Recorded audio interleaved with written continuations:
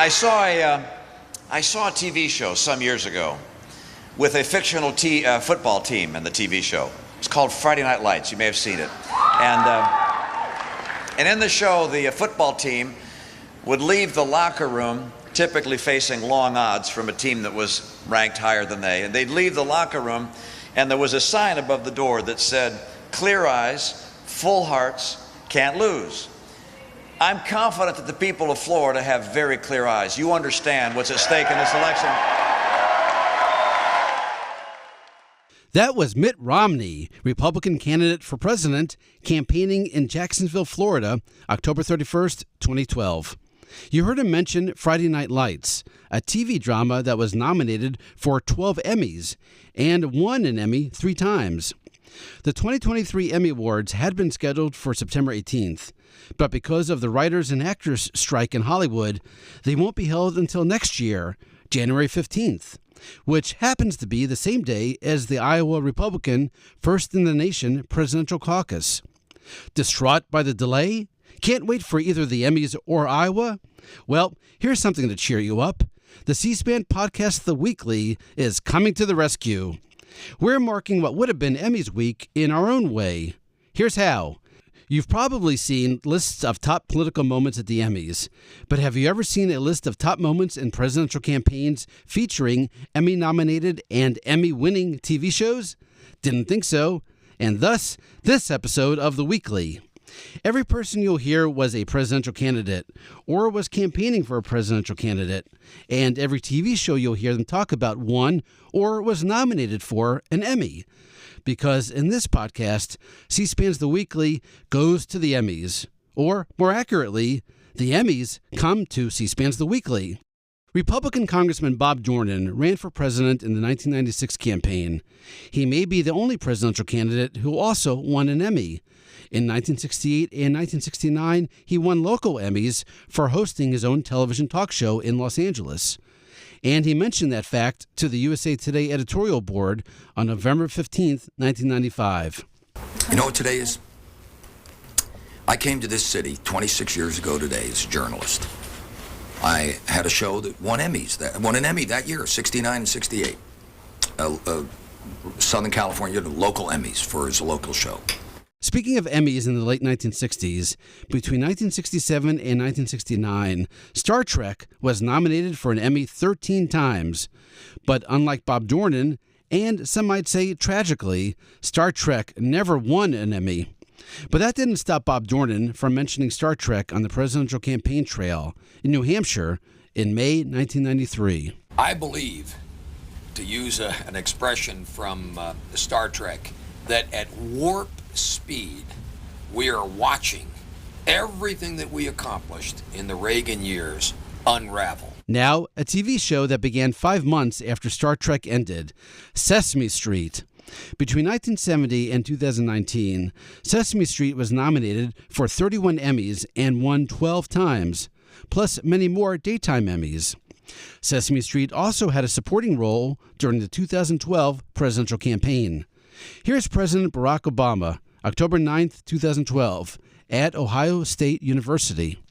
When he's asked how he'll cut the deficit, he says he can make the math work by eliminating local public funding for PBS.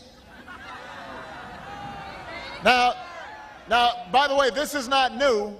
This is what he's been saying every time he's asked the question. Well, we can cut out PBS.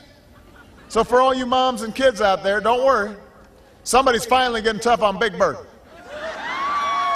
Who knew that he was driving our deficit? So he's decided we're going after Big Bird, and Elmo's making a run for the border, and Oscar's hiding out in a trash can, and Governor Romney wants to let Wall Street run wild again, but he's going to bring down the hammer on Sesame Street. And here's Republican Mitt Romney, October 26, 2012, in Iowa. You know, 4 years ago, candidate Obama spoke to the scale of the times. Today, he shrinks from it, trying instead to distract our attention from the biggest issues to the smallest, from characters on Sesame Street and silly word games to misdirected personal attacks he knows are false. Let's hear again from Barack Obama, October 5th, 2012, in Virginia. When he was asked what he'd actually do to cut spending and reduce the deficit, his big example was to go after public television. So, for all you moms and kids out there, don't worry. Somebody is finally getting tough on Big Bird. Rounding him up. Elmo's got to watch out, too. Governor Romney plans to let Wall Street run wild again, but he's going to bring down the hammer on Sesame Street. It makes perfect sense. And again, back to Mitt Romney, November 1st, 2012, also in Virginia. His campaign seems to have been reduced to smaller and smaller things. As people are facing more and more challenges, and he's been looking for an agenda to carry forward in a campaign other than just forward, more of the same.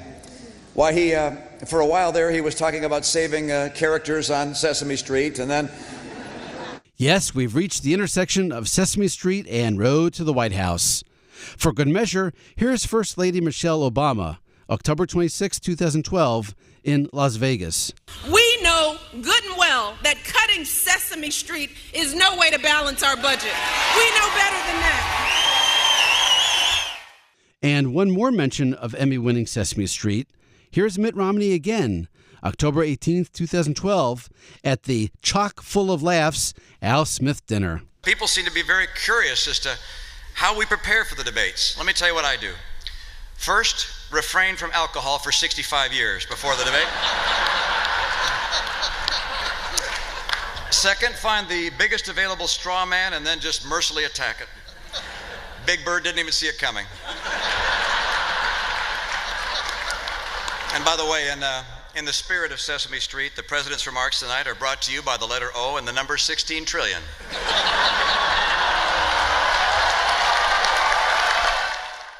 Here's a show that was never nominated in the category of children's TV programming, Sex and the City. But the HBO series was nominated for an Emmy 54 times and won 7 times. Sex and the City's last Emmy win was in 2004, the year its original release concluded. 2004 also was the year Sex and the City got a mention at the Republican National Convention during remarks by Jenna Bush, talking about her grandmother, Barbara Bush.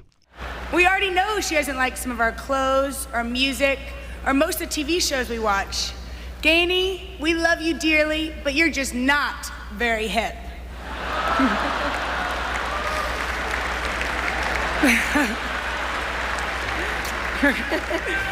She thinks Sex and the City is something married people do, but never talk about.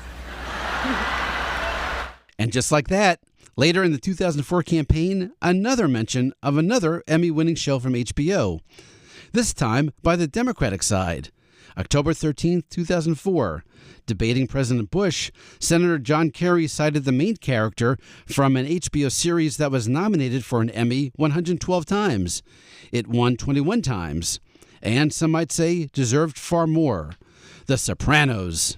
Being lectured by the president on fiscal responsibility is a little bit like Tony Soprano talking to me about law and order in this country. Donald Trump's reality show, The Apprentice, was nominated for an Emmy 8 times. The Apprentice never won an Emmy, a fact that Donald Trump lamented when he campaigned in Iowa on December 11, 2015. I was on the cover of Time magazine 4 or 5 weeks ago, and Time magazine was going to pick the person of the year. Everybody, even my enemies, said Trump is going to win.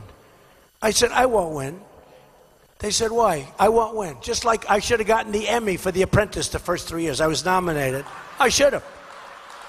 And I said, I'll never win. I told everybody, I'll never win because I'm not Hollywood establishment. Donald Trump's lack of an Emmy for The Apprentice was cited by his Democratic opponent, Hillary Clinton. During the October 19, 2016 debate, the candidates were asked, will you accept the results of this election? There was even a time when he didn't get an Emmy for his TV program 3 years in a row, and he started tweeting that the Emmys were rigged against him. Should have gotten it. Donald Trump won the presidency, and he was sworn in on January 20th, 2017. 2 weeks later, President Trump spoke at the National Prayer Breakfast. He said a prayer for The Apprentice. But we had tremendous success on The Apprentice. And when I ran for president, I had to leave the show. That's when I knew for sure I was doing it. And they hired a big movie star, Arnold Schwarzenegger, to take my place. And we know how that turned out. The ratings went right down the tubes. It's been a total disaster. And Mark will never, ever bet against Trump again. And I want to just pray for Arnold, if we can, for those ratings, okay? The AMC dramatic series Mad Men was nominated for an Emmy 116 times and won 16 times. Some might say Mad Men deserved far more. But that's not all. It was also mentioned during 2 successive Democratic conventions. Here's Planned Parenthood President Cecile Richards, September 5th, 2012. So why are we having to fight in 2012 against politicians who want to end access to birth control? It's like we woke up on a bad episode of Mad Men.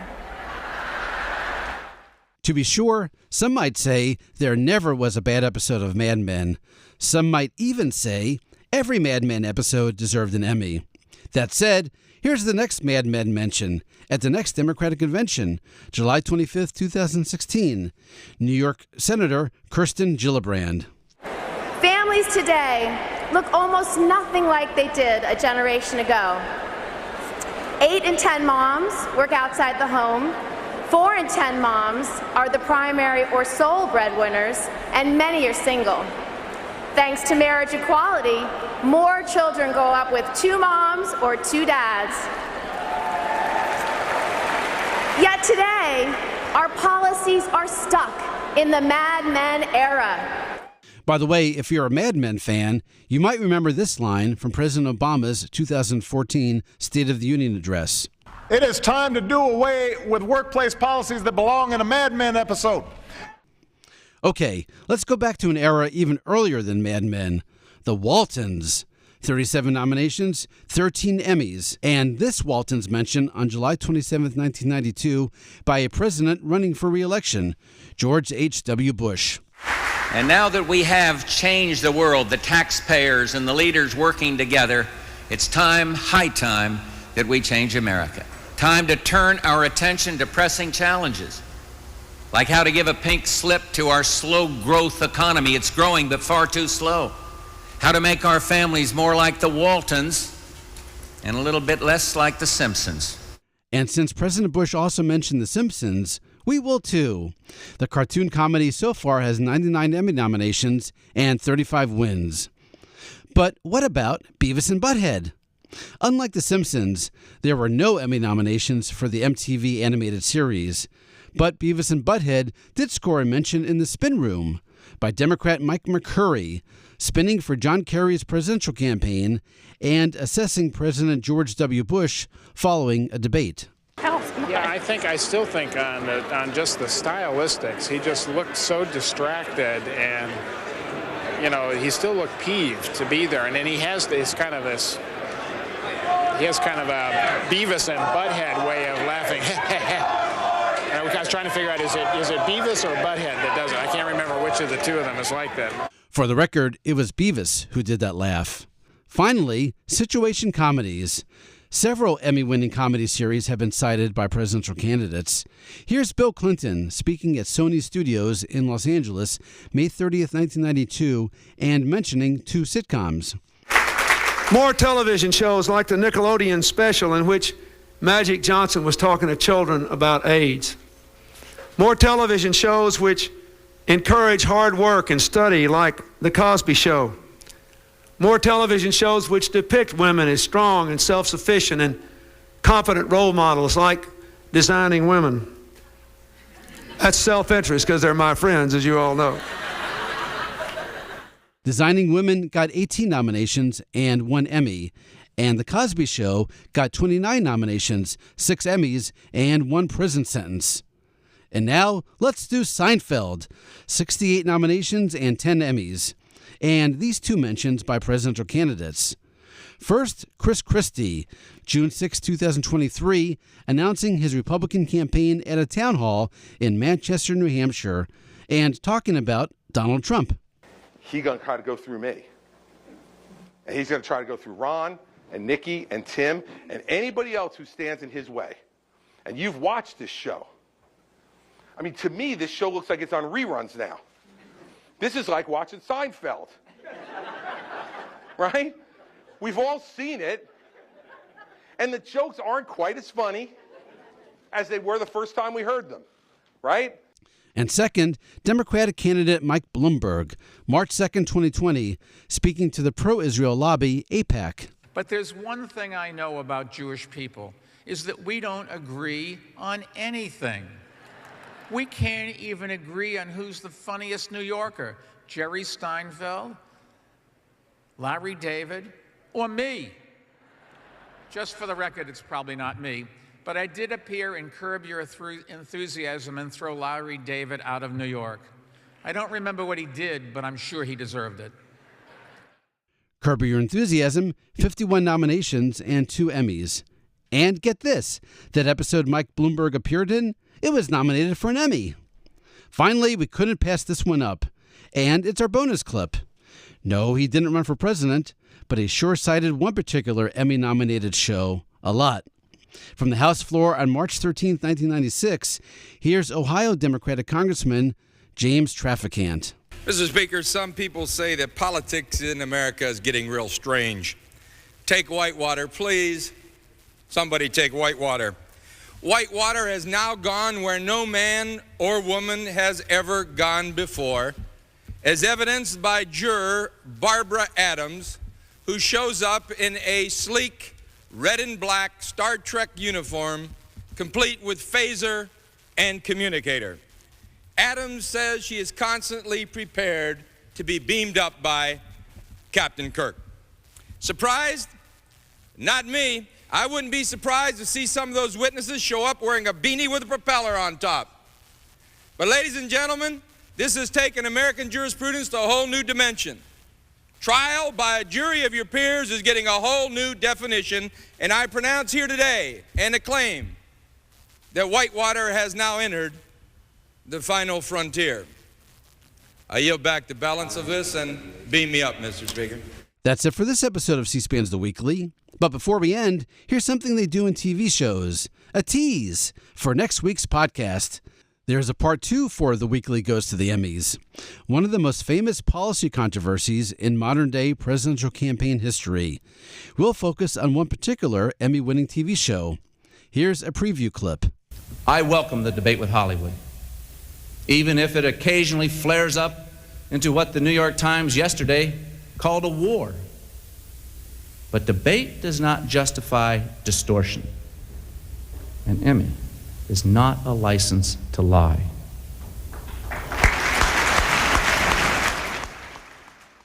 Who was that? When was that? What show was he talking about? And what was the war?